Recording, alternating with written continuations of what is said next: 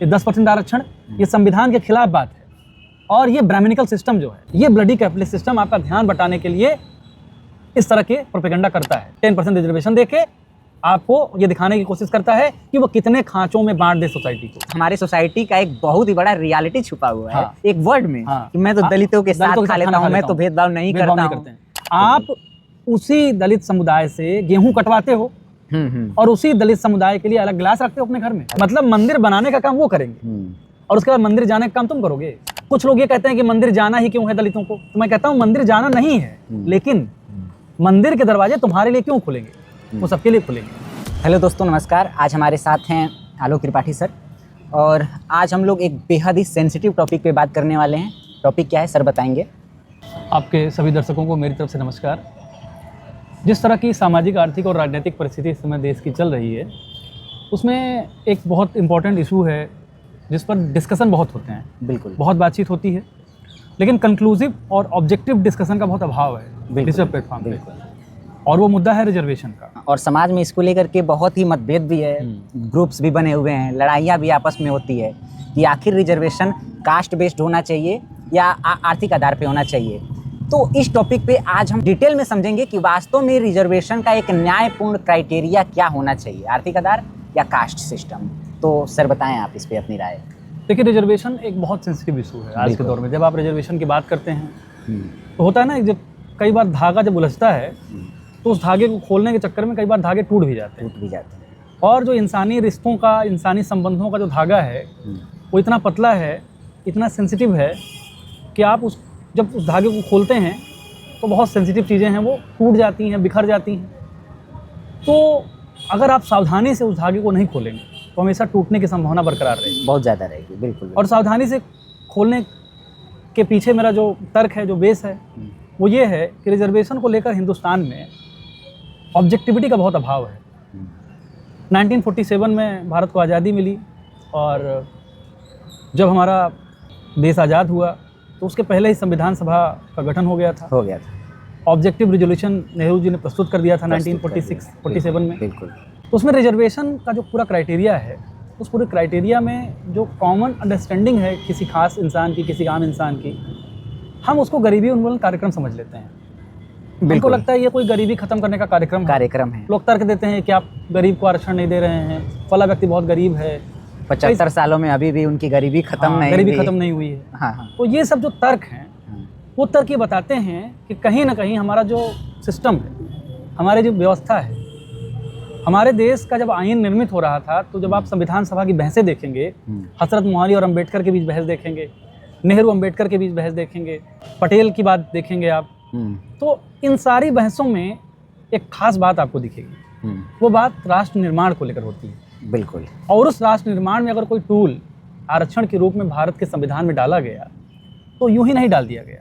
मतलब आप मानते हैं कि ये जो रिजर्वेशन है, ये राष्ट्र निर्माण का एक बेहद ही महत्वपूर्ण कार्यक्रम है। अच्छा, बहुत महत्वपूर्ण कार्यक्रम है। आपकी बॉडी में, या मान लीजिए आपके परिवार में 10 लोग हैं और 2 लोगों का ही परिवार के सारे संसाधनों पर कब्जा हो। बिल्कुल। तो 8 लोग क्या एलिनेट फील नहीं करेंगे? बिल्कुल करेंगे। उनको ये महसूस नहीं होगा कि वो परिवार से कट गए हैं, परिवार के आगे बढ़ने से कट गए हैं। तो रिजर्वेशन का जो सबसे पहला क्राइटेरिया है वो है रिप्रेजेंटेशन। अब रिप्रेजेंटेशन कहाँ होगा, ये प्रश्न है। तो रिप्रेजेंटेशन होने के बहुत सारे आयाम हैं, बहुत सारे आधार हैं। एक आयाम है सरकारी नौकरियाँ, एक आयाम है संसाधन। अब संसाधन, जो कोई भी संसाधन हो, चाहे जल हो, जंगल हो, जमीन, अगर आज की डेट में हम 140 करोड़ भारतीय हैं और जब भारत आज़ाद हुआ तो हमारी आबादी 30-32 करोड़ जो भी रही हो, बिल्कुल, धीरे धीरे हमारी आबादी बढ़ रही है। हमारा प्रोडक्शन भी बढ़ रहा है। लेकिन सवाल है कि उस संसाधन का वितरण कैसा है, उन संसाधनों का वितरण कैसा है। ऑक्सफैम की एक रिपोर्ट आती है 2023-24 में, उस रिपोर्ट में बताया जाता है कि 1% भारतीयों के पास 60% संपत्ति है। एनसीईआरटी की किताबें आप पढ़िए तो आपको बहुत लॉजिकल लगेंगी। बिल्कुल। लेकिन आप किसी व्यक्ति से बात करेंगे, किसी विश्वविद्यालय में पढ़ने वाले एक स्टूडेंट से आप बात करोगे तो रिजर्वेशन के बारे में जो उसकी सोच होती है वो। अब जैसे कि बात इस टॉपिक पे हो रही है कि आखिर रिजर्वेशन इस देश में कास्ट बेस्ड होना चाहिए या इकोनॉमी बेस्ड होना चाहिए। अब आप देख रहे होंगे इसको लेकर के लंबे समय से डिबेट भी चल रहा है, समाज में ग्रुप्स भी बने हैं जाति के आधार पे। एक ग्रुप्स है जो जाति आधारित रिजर्वेशन का विरोध करता है, एक ग्रुप्स है जो मांग करता है कि भाई जाति आधारित रिजर्वेशन होना चाहिए, एक ग्रुप्स कहता है कि भाई जाति आधारित रिजर्वेशन से हमको ये तकलीफ हो रही है कि हमारे बच्चे 60% 70% ला करके नंबर भी सिलेक्ट नहीं हो पा रहे हैं और दूसरों के बच्चे जो हैं 30% 20% पे सिलेक्ट हो जा रहे हैं। तो बहुत ही आंकड़ा जो है बहुत बढ़ा चढ़ा के पेश किया जाता है अपने पक्ष को मजबूत दिखाने के लिए, दोनों ही पक्षों द्वारा। देखिए, भारतीय संविधान में जब आप पार्ट 3 देखते हैं, पार्ट 3 में फंडामेंटल राइट्स की बात होती है। तो आर्टिकल 12 से 35 तक फंडामेंटल राइट्स है, जिसमें आर्टिकल 15 और आर्टिकल 16 रिजर्वेशन की बात करते हैं। बिल्कुल बिल्कुल। तो जब संविधान सभा में ये बहस हुई, आर्टिकल 15 की बहस में आप संविधान सभा की जब बहसें देखेंगे तो उसमें कई सारे तर्क आए। कुछ लोग ये कह रहे थे कि आरक्षण आर्थिक आधार पर होना चाहिए, बिल्कुल। कुछ लोग कह रहे थे कि आरक्षण सामाजिक आधार पर होना चाहिए, कुछ लोग कह रहे थे कि एंट्रेंस के आधार पर होना चाहिए, मेरिट के आधार पर होना चाहिए। लेकिन जब गहन विश्लेषण किया गया, पहली बात तो हमको एक क्रिस्टल क्लियर होने की जरूरत है कि संविधान सभा में जो विद्वजन थे, जो पढ़े लिखे लोग थे, वो दुनिया की सबसे पढ़ी लिखी जमात थे, सबसे पढ़ी लिखी। बिल्कुल बिल्कुल। उसमें नेहरू भी थे, जिनकी वैश्विक आर्थिक और राजनीतिक समझदारी पर कोई सवाल उठाएगा तो मूर्खी होगा। उसमें अंबेडकर भी थे, जो पूरी दुनिया के सबसे ज्यादा पढ़े लिखे लोगों में से एक थे। हाँ, लॉ के मामले में या फिर लॉ के मामले में, इकोनॉमी के मामले में, सोसाइटीज के मामले में, हर मामले में समझदार थे। पटेल जी इंडियन सोसाइटीज को, स्टेट्स को काफी अच्छे से जानते थे। और हमारी कॉन्स्टिट्यूंट असेंबली जो थी वो एक फुलवारी की तरह थी, एकदम अलग अलग खूबसूरत फूल थे। कोई समाजवादी था तो कोई मार्क्सिस्ट था, कोई सेंट्रिस्ट था, तो संविधान सभा बहुत खूबसूरत, कोई राइटिस्ट था। बिल्कुल बिल्कुल। हर तरीके की विचारधारा, हर तरीके के लोग, हर वर्ग से, हर तबके से उसमें बिलोंग करते थे और वो सबने मिलजुल के हर एक मुद्दे पे लगभग सहमति बना करके और हर एक पॉइंट को उन्होंने रखा, हमारे कॉन्स्टिट्यूशन को बिल्ड करा। तो कोई ये ना समझे कि थोप दिया गया रिजर्वेशन कास्ट के आधार पे। यदि किसी को ये लग रहा है कि नहीं हमारे लोग तो मैं उसमें रिप्रेजेंटेटिव के तौर पे थे कॉन्स्टिट्यूशन असेंबली में, लेकिन उनके ऊपर थोप दिया गया था, बिल्कुल भी नहीं। और दूसरी बात, एक इंटरेस्टिंग बात और बताऊँ आपको, संविधान सभा में जो मेजोरिटी थी वो जनरल कास्ट की थी, बिल्कुल। सवर्णों की मेजोरिटी थी। चूंकि अब क्यों थी, कई लोग कहेंगे सवर्ण ज्यादा पढ़े, लेकिन नहीं, मेजोरिटी होना भी अपने देश के लिए दुखद है। क्यों दुखद है? क्योंकि जिनके पास रिसोर्सेज पर जिनका कब्जा होता है, उनका नॉलेज पर भी कब्जा होता है। तो बिल्कुल। लाखों मजदूर जब अपनी हड्डी गलाते हैं तो आपके लिए पढ़ने के लिए लाइब्रेरीज बनती हैं, बिल्कुल, तब आपके पास पढ़ने का अवकाश मिलता है।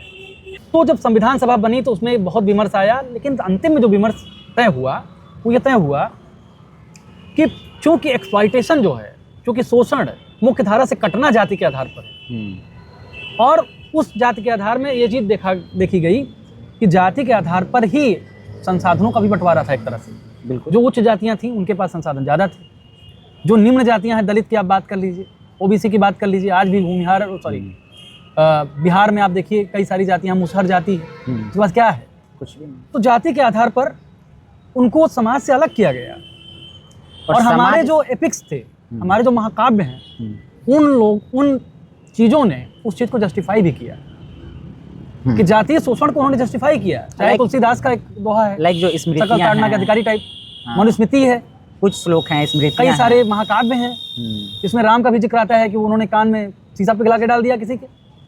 तो ये क्या है? तो संबुक वध वाला दीज टाइप ऑफ जस्टिफिकेशंस, ये जस्टिफिकेशंस हैं उस ब्राह्मणिकल सिस्टम पर कि ब्राह्मणिकल सिस्टम ठीक है।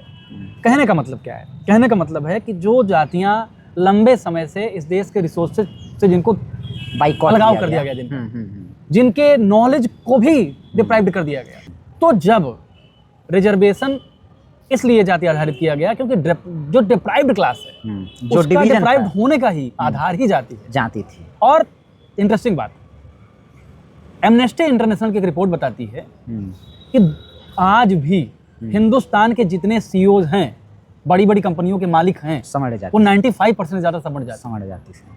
मीडिया में आप उठा के देख लो, सेना में देख लो, पोर्ट में देख लो, पोर्ट के अलावा बड़ी बड़ी फैक्ट्रियों में देख लो, आपको हर जगह सवर्ण जाति के लोग मिलेंगे। सर ने एक बेहद ही महत्वपूर्ण बात करी। अब इसमें बहुत सारे लोग समझेंगे ना, कमेंट भी कर देंगे कि भैया सवर्ण जाति के लोग इसलिए हैं क्योंकि वो पढ़ने में तेज होते हैं, उनका माइंड बहुत ज़्यादा विकसित होता है। नहीं, इसलिए हैं क्योंकि उनके पास रिसोर्सेज पे कब्जा था।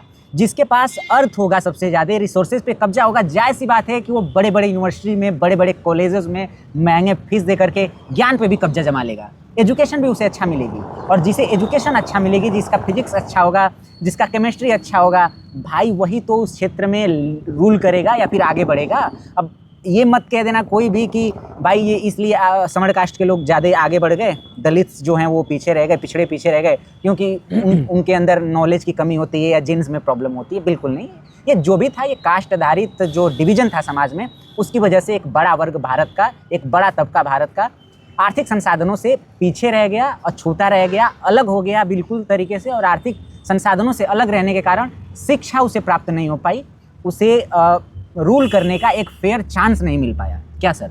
इसमें देखिए एक्सप्लॉयटेशन दो तरह से होता है। हाँ। पहला एक्सप्लॉयटेशन तो ये होता है कि आपको रिसोर्सेज से काट दिया जाता है। दूसरा एक्सप्लॉयटेशन आपका मेंटल भी होता है। जैसे मैं आलोक हूँ और मेरा टाइटल त्रिपाठी है, तो मुझे वो एक्सप्लॉयटेशन कभी झेलना नहीं पड़ेगा जो आलोक हरिजन और आलोक जाटव या मोहम्मद अब्बास या सलमान को झेलना पड़ेगा। मतलब आई एम प्रिविलेज्ड। मैं भले जाति आधारित आरक्षण की बात करूं, प्रोग्रेसिव अपने आप को दिखाऊं या ये कहूं कि मैं आरक्षण का समर्थक हूं, लेकिन मैंने जाति आधारित शोषण नहीं झेला कभी। बिल्कुल बिल्कुल। और अगर मैंने जाति आधारित शोषण नहीं झेला तो ये किस लिए नहीं झेला? क्योंकि मैं किसी खास जाति में पैदा हो गया, कम्युनिटी से आता हूं, जाति से। इसका कहने का मतलब क्या है? इसका कहने का मतलब है कि एक्सप्लॉयटेशन भी दो तरह का होता है। अभी आपको रोज 4 थप्पड़ मारा जाए, शाम को सोने से पहले आपको 4 थप्पड़ दिया जाए कि अबे तुम ये काम क्यों कर रहे हो, तुम तो ये काम करने के लिए बने हो, तुम तो मैला उठाने के लिए बने हो, तुम ये काम क्यों कर रहे हो, पढ़ क्यों रहे हो, तुम वीडियो क्यों बना रहे हो। अगर तुमसे कहा जाए, आपसे कहा जाए कि तुम्हारा काम वीडियो बनाना है, तुम्हारा काम मैला ढोना है, मैं अगर दलित हूँ, मुझसे कहा जाए कि तुम्हारा काम वीडियो बनाना है, तुम ज्ञान दे रहे हो, तो ज्ञान काम नहीं है तुम्हारा, तुम जाके कहीं जो है गटर साफ करो, और रोज कहा जाए, तो महीने बाद आपकी मानसिक हालत क्या होगी? बिल्कुल, आप डिप्रेस्ड हो जाएंगे। बिल्कुल। और अगर आप डिप्रेस होंगे और आप जब शादी करेंगे, विवाह करेंगे, आपके बच्चे होंगे, तो वो बच्चे अगर देखेंगे कि उनके पापा की मानसिकता ये है कि उनके पापा को ये लगता है कि भाई हम पैदा ही हुए हैं गटर साफ करने के लिए, क्योंकि आपका दिमाग को इस तरह से एक्सप्लॉइट कर दिया गया है कि आपको बता दिया गया है कि you are not born for study, to collect intellect, to collect wisdom. आप इसलिए बने हैं कि आप मैला ढोइए। तो आपके दिमाग का विकास अगर ऐसा होगा तो आपके बच्चे का दिमाग भी ऐसा विकसित होगा। बिल्कुल। और ये चीज हजारों साल से चली आएगी, हजारों साल से। तो ये शोषण दो तरह का हो जाएगा। पहला शोषण तो ये हो जाएगा कि आपको संसाधनों से काटा गया, आपके ही जल जंगल जमीन पर दूसरों ने कब्जा किया और आपको बताया कि आपका कुछ नहीं है। और दूसरा, आपका मेंटल हैरेसमेंट भी हुआ, और मेंटल हैरेसमेंट तो आपको परफॉर्मेंस में दिखेगा ही। अब इस दो तरफा लड़ाई को टैकल करने के लिए क्या रास्ता है? इस दो तरफा लड़ाई को टैकल करने का रास्ता तो खैर मैं तो ये मानता हूँ कि संविधान सभा ने आरक्षण बहुत कम दिया है। मुझे लगता है कि आरक्षण के अतिरिक्त भी रेमेडीज देनी चाहिए। हाँ। जो रेमेडीज जिसमें ये हो सकता है कि आपको आर्थिक आपको अपलिफ्टमेंट मिले, इकोनॉमिक डीपीएसपी में जिसकी बात की गई, कब की भी गई है, स्टेट क्या करेगा, संसाधन होने के साथ देगा। डीपीएसपी के अलावा प्रेमबल में ये बात की गई है कि सामाजिक, आर्थिक, राजनीतिक न्याय, 3 तरह के न्याय की बात की जाती है, social, economic and political justice. Ambedkar साहब ने एक बार संविधान सभा में एक सदस्य का जवाब देते हुए तमतमाए अंदाज में कहा, सदस्य ने कहा कि सदस्य का नाम मैं मिस कर रहा हूँ, 26 सितंबर 1948 की डिबेट आप कभी उठाइए, तो उसमें हम कहे कि उन्होंने कहा कि अब तो सब देश अच्छा हो जाएगा, सबको बराबरी का हक मिल गया, we have obtained political freedom. Ambedkar ने कहा आई ऑब्जेक्ट दिस स्टेटमेंट। कहे कि राजनीतिक आज़ादी तब तक अधूरी है जब तक कि सामाजिक आज़ादी न, एक राजनीतिक न्याय तब तक अधूरी है जब तक कि सामाजिक न्याय न पूर्ण हो जाए। बिल्कुल। भगत सिंह एक चाचा थे, आज देश आज़ाद हुआ 1947 में, वो रंगून में बंद थे, वो भारत लौटते हैं, भारत आज़ाद हो जाता है, तो आते हैं तो देखते हैं तो कहते हैं कि भगत सिंह ने ये इस देश का सपना नहीं देखा था। भगत सिंह ने इस देश का सपना नहीं देखा था कि राजनीतिक सत्ता कुछ लोगों के हाथ में आ जाए। भगत सिंह ने ये सपना देखा था कि सामाजिक और राजनीतिक आज़ादी भारत को मिले, और सामाजिक राजनीतिक आज़ादी तभी मिलेगी, और राजनीतिक आज़ादी आपने हासिल कर ली, लेकिन सामाजिक आज़ादी तब मिलेगी जब किसी के साथ भी उसके जन्म आधार पे, उसके जेंडर बेस पे, उसके कास्ट बेस पे, उसके रेस के आधार पे, उसके लिंग्विस्टिक यानी भाषा के आधार पर, उसके क्षेत्र के आधार पर कोई शोषण नहीं हो। मैं देखता हूँ कई सारे, इलाहाबाद में आप रहते हैं, कई लोग जो ब्राह्मण क्षत्रिय कम्युनिटी से बिलोंग करते हैं बहुत प्रिविलेज होकर बताते हैं यार मैं तो दलितों के साथ खाना खा लेता हूँ। मैं कहता हूँ ये दिमाग में आता कैसे? वो गौरवान्वित महसूस करते हैं ये बताते हुए। भाई खाना खा लेते हो भाई, तुम कोई एहसान कर रहे हो यार। भाई तुम मतलब ये बात आप सोचिए, अगर इसका साइकोलॉजिकल अध्ययन किया जाए इस बात का कि आप ये कह रहे हैं कि मैं तो यार दलितों के हाथ का खाना खा लेता हूँ, मतलब आप दलितों पर एहसान कर रहे हो। वही दलित जो आपके घर में गेहूं काटते हुए आपको छुआछूत नहीं लगती। इसी सोच में पूरा का पूरा हमारे सोसाइटी का एक बहुत ही बड़ा रियलिटी छुपा हुआ है। एक वर्ड में कि मैं तो दलितों के साथ खा लेता हूं, मैं तो भेदभाव नहीं करता हूं। आप उसी दलित समुदाय से गेहूं कटवाते हो, और उसी दलित समुदाय के लिए अलग ग्लास रखते हो अपने घर में, अलग ग्लास रख। Same on this system. ये कितना सिंपल है। आप कहते हैं दलितों को पसंद है नीचे बैठना, आप कभी उनका साइकोलॉजिकल स्टडी कीजिए। बिल्कुल सर। आप उनके साइकोलॉजिकल स्टडी करेंगे तो आप पाएंगे कि हजारों साल के शोषण के बाद जो उनके न्यूरॉन्स में ना परिवर्तन हो गए, हमको तो डर लगता है इस बात। बिल्कुल। तो कुल मिलाकर जो संविधान सभा की बहसें थी और डिबेट्स थी, उसमें ये पता चला कि जब रिसोर्सेज का बंटवारा, जब रिसोर्सेज पर कब्जा जाति के आधार पर है, तो आरक्षण भी जाति के आधार पर मिलना चाहिए। और जो लोग कहते हैं गरीबी आधार पर इकोनॉमिक रिजर्वेशन दिया गया 103rd कॉन्स्टिट्यूशनल अमेंडमेंट, मैं ये खुले तौर पर कहता हूँ ये संविधान का अपमान है। ये 10% आरक्षण ये संविधान के खिलाफ बात है। और ये ब्राह्मणिकल सिस्टम जो है, जो कैपिटलिस्ट ब्लडी कैपिटलिस्ट सिस्टम है, ये ब्लडी कैपिटलिस्ट सिस्टम आपका ध्यान बटाने के लिए इस तरह के प्रोपेगेंडा करता है। 10% रिजर्वेशन देके आपको ये दिखाने की कोशिश करता है कि वो कितने खांचों में बांट दे सोसाइटी को। सर मेरे भी बहुत सारे मित्र हैं। हाँ। अब मेरे सबसे ज़्यादा इलावा में बात करें तो सवर्ण मित्र ही सबसे ज़्यादा बने। और मैं जब भी उनसे बात करता हूँ सोशल जस्टिस की, बता भाई कास्टिज्म मत करो, जब भी इस पे बात करता हूँ वो कहते हैं कि सर देखिए हमारे घर तो बहुत सारे लोग आते हैं निम्न कम्युनिटी से, दलित जाति से, यूँ कहें तो चमार जाति से, और वो खुद ही मेरे चेयर पे नहीं बैठते हैं, मेरे खटिया पे नहीं बैठते हैं। मैं उन्हें मना थोड़े करता हूँ, वो खुद ही नहीं बैठते हैं। तो अब इसमें मेरा क्या है? उन्हें मैं हाँ। छोटा सा उदाहरण दूँ। मेरे एक मित्र है, बेसिक में टीचर है वो। उसने एक बात एक दिन मुझसे ऐसे कही, फ़ोन पे हम बात कर रहे थे, उसने मुझसे कहा कि यार आलोक, जो ये रिएक्शनरी जो दलित हैं, अम्बेडकराइड हैं, कई बार हम पर गुस्सा हो जाते हैं, वो हमें ब्राह्मण देखकर ही हमको जज करने लगते हैं और कहते हैं कि तुम लोग जातिवादी हो, जबकि मैं तो जातिवादी नहीं हूँ। मैंने उससे एक बात कही थी, मैंने कहा कि तुम इसको बहुत छोटे क्राइटेरिया में देख रही हो इस चीज़ को। बिल्कुल।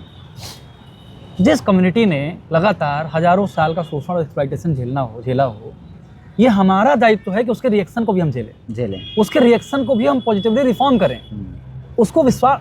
आप एक बात बताओ, आपको कोई इंसान एक बार धोखा दे देता है, क्या आप उस पर भरोसा कर पाते हो? बिल्कुल भी नहीं।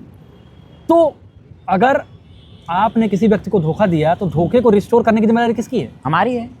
तो ये तो सवर्ण मित्रों से मैं कहूँगा कि उनके रिएक्शन को झेलो भाई, जाहिर सी बात है। उनको विश्वास दिलाओ। आपके पूर्वजों ने यदि किसी एक कम्युनिटी के साथ लंबे समय तक भेदभाव किया है, डिस्क्रिमिनेशन किया है, उसके अधिकारों से उसे वंचित रखा है, और अधिकार केवल मान के चलो कि न्याय का नहीं था, अधिकार केवल सम्मान का नहीं था, अधिकार एजुकेशन का था, अधिकार संपत्तियों पे फेयर नियंत्रण का था, तो आपकी जिम्मेदारी बनती है कि आप अपने पूर्वजों द्वारा किए गए गलत कार्यों का, डिस्क्रिमिनेशन की जिम्मेदारी उठाओ और आप आगे बढ़ के उस कम्युनिटी को विश्वास दिलाओ कि भैया हम ऐसा नहीं हैं। ठीक है, वो आपके साथ अपना गुस्सा जग जाहिर करेंगे क्योंकि उनके साथ आप ही के लोगों ने वैसा किया था, डिस्क्रिमिनेशन किया था। अब आपकी जिम्मेदारी है कि आप उनसे फ्रस्ट्रेट आए, बजाय आप उन पे विश्वास दिलाओ, उनको अपने पास लाओ और उन्हें ऐसा पूरा का पूरा मेंटली रूप से भी ये विश्वास दिलाओ कि भाई तुम हमारे बराबर हो। यदि कोई ऐसा करता है कि आपके यहाँ नहीं बैठता है चेयर पे, तो ये आपकी जिम्मेदारी है कि आप उसे बैठाओ, आप उसे मनाओ, आप उसे समझाओ कि आप हमसे छोटे नहीं हो, आप हमारे बराबरी में हो। हमारे पूर्वजों ने आपके साथ जो किया, जो व्यवस्था बनाई, वो फेयर नहीं था, वो न्यायपूर्ण नहीं था। और तो हाँ। इसमें एक चीज़ और हम लोग देखिए, कई लोग कहते हैं आज के देश में बहुत बराबरी है और सब कुछ ठीक है। एक मैगजीन है अमेरिका की, साइकोलॉजी टुडे, साइकोलॉजी के क्षेत्र में अच्छा काम करती है। तो उसने एक सर्वे किया इंडिया पे, इंडिया के लोगों पर, कई शहरों में उसने सर्वे किया। तो उसने अलग अलग खांचों में बांटा, कुछ सवर्णों का सर्वे किया, कुछ दलितों का किया, मुसलमानों का किया। तो उसने अपने सर्वे में एक बात पाई कि जो हिंदुस्तान का दलित कम्युनिटी है, हिंदुस्तान की जो दलित कम्युनिटी है, दलित समुदाय है, वो इन कंपैरिजन ऑफ जो सवर्ण गरीब हैं उनसे ज़्यादा डिप्रेस्ड है, उनसे ज़्यादा दुखी है, उनसे ज़्यादा अपने आप को, उसके अंदर इन्फीरियरिटी कॉम्प्लेक्स ज़्यादा है। वो अपने आप को पब्लिक प्लेटफॉर्म पर, पब्लिक फोरम पर उस तरह प्रेजेंट नहीं कर पाती है, उस तरह रिप्रेजेंट नहीं कर पाती है जिस तरह से एक जो है सवर्ण कम्युनिटी का कोई व्यक्ति कर लेता है। तो उसने इसका अध्ययन करते हुए पाया कि लगातार जो उनके साथ इस तरह की चीज़ें हुई हैं वो उनके दिमाग पर अस्थायी असर कर डाली है। बिल्कुल। और ये हमारा दायित्व है कि उस चीज़ को ठीक करें। खैर, मैं मुख्य मुद्दे पर आके 2-3 पॉइंट और इसमें ऐड करूँगा। तो जब संसाधनों का बंटवारा, संसाधनों का डिवीजन कास्ट के आधार पर है, बाद में कांग्रेस गवर्नमेंट ने कुछ अफर्मेटिव एक्शंस भी लिए, जिसमें भूमि उन्मूलन कार्यक्रम, क्या नाम है उसका, जमींदारी उन्मूलन कार्यक्रम चलाया। और कई जगहों पे ये बताया कि इतनी ज़मीन होनी चाहिए, इससे ज़्यादा नहीं होनी चाहिए। हालांकि वो कार्यक्रम कई जगह फेल भी रहा। बिहार में तो अभी भी देखिए आप, भूमिहारों के पास, सवर्णों के पास बहुत ज़मीनें हैं।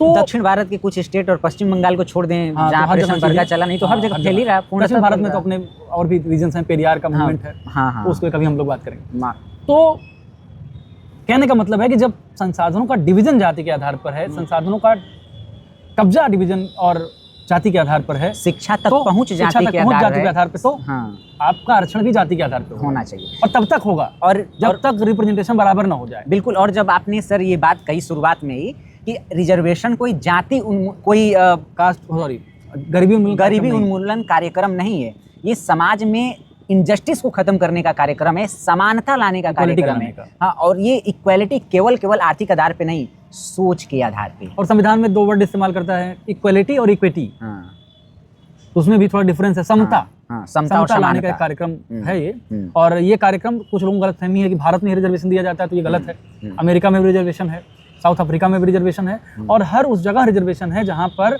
किसी भी कम्युनिटी के साथ लंबे समय से उत्पीड़न हुआ है। और मुझे तो लगता है महिलाओं को भी रिजर्वेशन, एक अफर्मेटिव रिजर्वेशन देना चाहिए, दिया भी देना- जाता है। हाँ, दिया जाता है। पंचायतों में दिया जाता है। अब जैसे कि सर यहाँ पे भी आ जाता है ना, वही बात मैं फिर से कह रहा हूँ कि ये गरीबी उन्मूलन कार्यक्रम क्यों नहीं है, इसको समझने के लिए एक बहुत ही बेसिक सी बात समझनी होगी।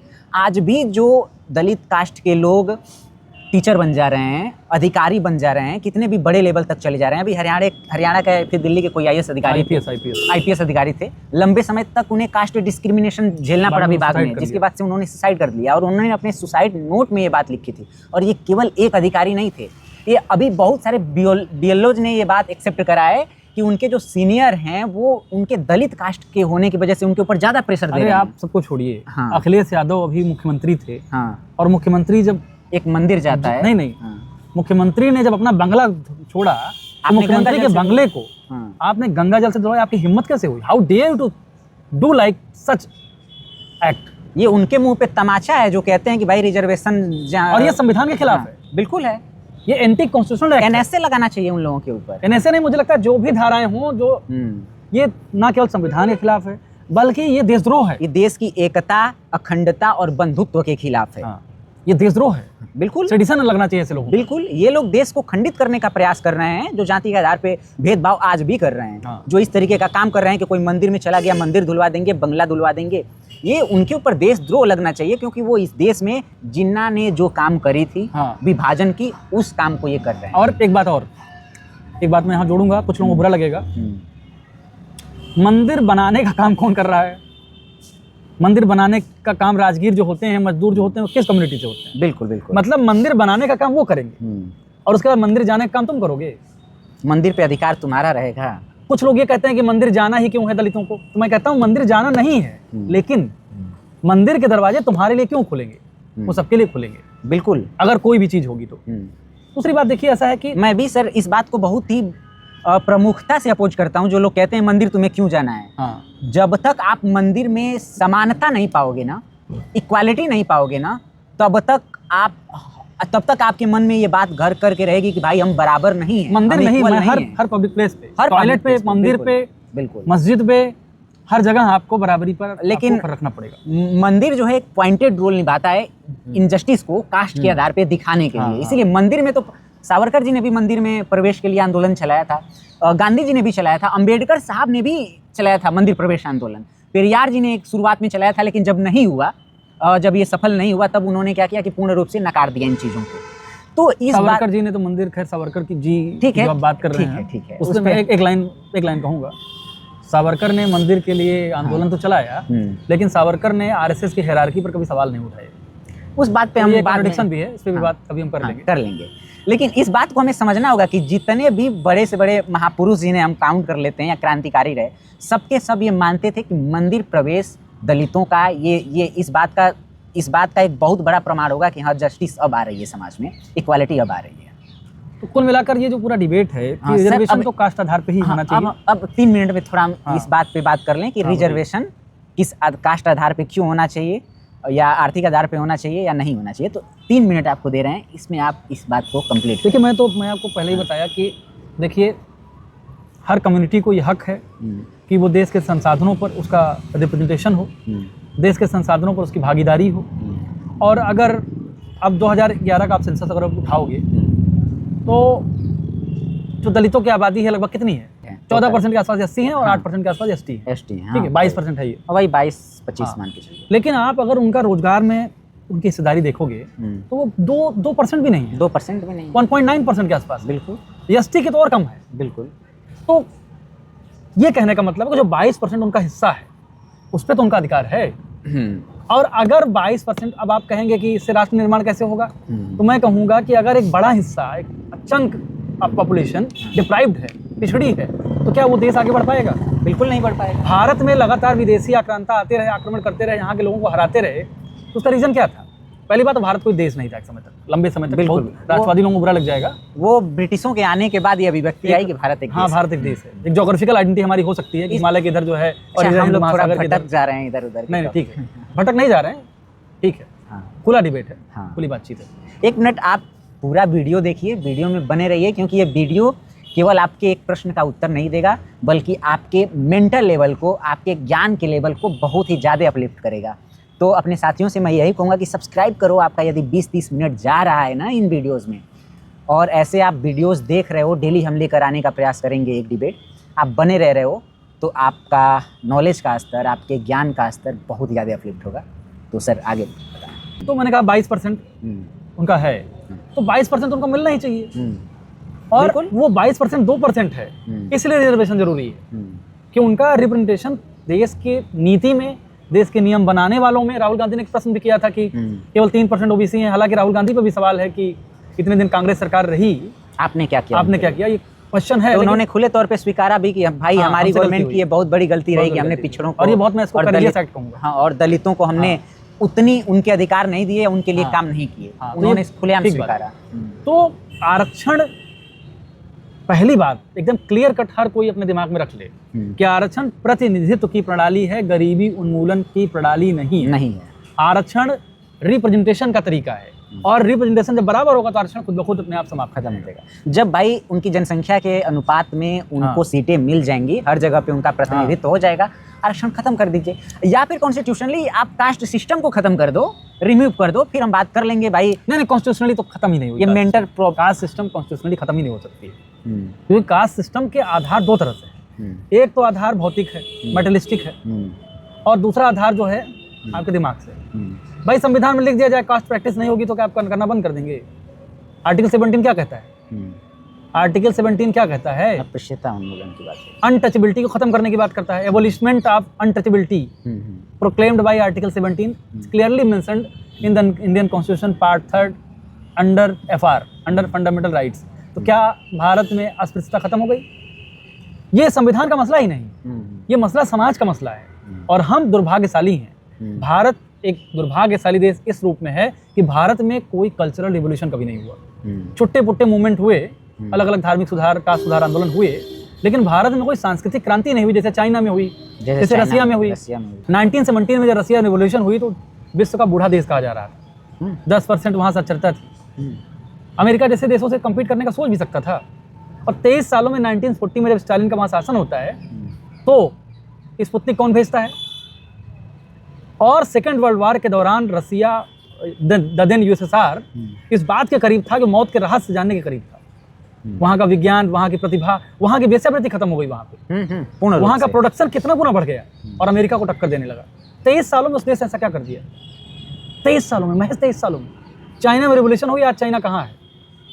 चाइना में कामगार और उनके एक्सपर्टाइज देख लीजिए आप पाकिस्तान से तुलना करते हो ना हर बात में। यहाँ भाजपा के नेता और जो सत्ता में लोग हैं हर बात से कहते हैं पाकिस्तान तो ये है। अरे भाई, मैं कहता हूँ कभी चाइना की भी बात कर लो, आपका ही पड़ोसी देश है, कभी आपसे हजारों साल पीछे था वो, बिल्कुल, उसके इनोवेशन की बात कर लो। खैर, हम मुद्दे पर आते हैं। तो हर देश में एक सांस्कृतिक कल्चरल रिवोल्यूशन हुई और इंडिया में नहीं हुई। और ये कल्चरल रिवोल्यूशन करने की जिम्मेदारी किसकी है? ये हम जैसे लोगों की है। हम जैसे लोगों, मतलब हमारी आपकी केवल नहीं है। जो लोग देख रहे हैं, जो लोग इस दुनिया में रह रहे हैं, विश्वविद्यालयों में पढ़ रहे हैं, जिनके लिए मजदूरों ने, दलितों ने अपनी हड्डियां गलाकर यूनिवर्सिटी की बिल्डिंग्स बनाई, अपनी हड्डियां गलाकर उन कागज़ों को बनाया जिन कागज़ों के दम पर आप किताबें पढ़ते हैं, नालियां बनाई, सड़कें बनाई, शहर बनाए, गांव बसाए, कोट पैंट बनाए, आपके लिए सब बनाए, जो हम पहन रहे हैं ये बनाई, जूते बनाए। भाई उनके लिए भी कुछ सोच लो। उनके लिए जस्टिस की बात, उनके लिए इक्वालिटी की बात करने की जिम्मेदारी इस देश के शिक्षकों की है, इस देश के युवाओं की है, इस देश के स्टूडेंट्स की है, छात्रों की है। और यदि हम चुप रहेंगे तो फिर देश कैसे आगे बढ़ेगा? कैसे आगे बढ़ेगा? और हम लोग इतने अवकाश से इतने सही तरीके से बात भी कर पा रहे हैं तो उनकी ही देन कृपा है एक तरह से मैं कहूँगा। बिल्कुल, उनका ही जो है ये अवसर है कि हम ऐसा कर पा रहे हैं। हम विश्वविद्यालयों में पढ़ पा रहे हैं, किताबों के माध्यम से रिसर्च कर रहे हैं और पीएचडी कर रहे हैं, सब कुछ कर रहे हैं। तो ये उनके लिए हमको सोचना पड़ेगा। और इस देश की खूबसूरती केवल चुनाव जीतने से नहीं है, इस देश की खूबसूरती इस बात से है कि हर उस एविल ताकत से, हर उस गलत नीति से, गलत संगठन से, गलत प्रचार से हमको बचना है। और इस देश को खूबसूरत बनाने के लिए जाति व्यवस्था तो इस देश का कोड है। और एलिनेशन ऑफ कास्ट में अम्बेडकर साहब कहते भी हैं इस बात को कि जब हिंदुस्तान से जाति खत्म हो जाएगी तो हिंदुस्तान तब जाके एक खूबसूरत तार्किक और वैज्ञानिक देश बन पाएगा। बिल्कुल। तो आप रिमार्क दे सकते हैं अपने? तो अभी तक सर ने जो ये डिबेट हम लोगों ने शुरू किया था कि रिजर्वेशन कास्ट बेस्ड होना चाहिए या इकोनॉमी के आधार पे, सर ने काफ़ी शानदार वे में इस पूरे के पूरे मैटर को, पूरे के पूरे इनजस्टिस को समझाते हुए बेसिक से लेकर के, देखो आज़ादी के पहले से लेकर के, वैदिक काल से लेकर के आज तक कि ये किस आधार पे होना चाहिए, सर ने समझाया कि भाई रिजर्वेशन कोई और गरीबी उन्मूलन और अच्छे से हम बात भी कर सकते थे। हाँ। और हम अगले वीडियो में कभी आप कहेंगे तो हम उसको ऐतिहासिक लिटरेरी रिसोर्सेज से लेकर हर चीज़ एविडेंस सहित समझाएंगे। पहले से थोड़ा रिसर्च करके वही, और टॉपिक पे हम लोग केंद्रित ही रहेंगे। तो उम्मीद है कि आप लोग जुड़े रहेंगे इस पूरे के पूरे प्रोग्राम से जो हम लोग आज शुरू कर रहे हैं, और आगे बढ़ते हैं ऐसे ही। आप लोग हमें सब्सक्राइब जरूर करें, आलोक सर को भी सब्सक्राइब करें और ऐसे ही आगे बढ़ें, जुड़े रहें। देश के लिए, हाँ, देश के लिए, हमारे देश के वर्कर क्लास के लिए, हमारे देश के सेपरेट क्लास के लिए जो लंबे समय से अपने अधिकारों की लड़ाई लड़ रहे हैं, उनकी आवाज़ बनिए, उनके लिए उनका दायां हाथ बनिए। सर आप सब्सक्राइब करें, उससे ज़्यादा इम्पोर्टेंट ये है कि आप इस तरह के विचारों के साथ चलिए, चरित्र में उतारिए। और देखिए कोई भी देश जो है नफरत से किसी का भला नहीं होता है। और हम सब भाई हैं, हम सब एक दूसरे से प्यार करते हैं, एक दूसरे से मोहब्बत करते हैं। बिल्कुल बिल्कुल। उस मोहब्बत को जिंदा रखते हुए अपनी मोहब्बत, अपनी दुनिया में तार्किकता लाइए और अध्ययन करिए। सबसे इंपॉर्टेंट चीज़ है, व्हाट्सएप यूनिवर्सिटी के चक्कर में मत रहिए, जो परोसा जा रहा है उससे बचिए, खुद अध्ययन करिए, खुद स्टडी करिए, तो बहुत सारी चीज़ें आपको खुद ब खुद मिलती जाएंगी। और हम जैसे जो स्टूडेंट्स हैं या फिर जो शिक्षक हैं, जो प्रिविलेज क्लास से आते हैं, ये हमारी जिम्मेदारी है कि भैया हमारे समाज में यदि कोई दबा कुचला है, किसी के साथ इनजस्टिस हो रही है, तो हम उसकी आवाज़ बने। ये हमारी जिम्मेदारी। हम ये ना मान लें कि भाई हम तो प्रिविलेज क्लास में हैं, वो तो हमारे खिलाफ नफरत दिखाते हैं, वो तो हमारे खिलाफ प्रचार करते हैं, बयान करते हैं। क्योंकि उनके साथ हमारे ही पूर्वजों ने ऐसा किया है, तो हमारी जिम्मेदारी बनती है कि हम उनकी आवाज़ बने। बिल्कुल। और हम लोग इस कार्यक्रम को आगे जारी रहेंगे। नमस्कार दोस्तों, जय हिंद। बहुत बहुत धन्यवाद, नमस्कार।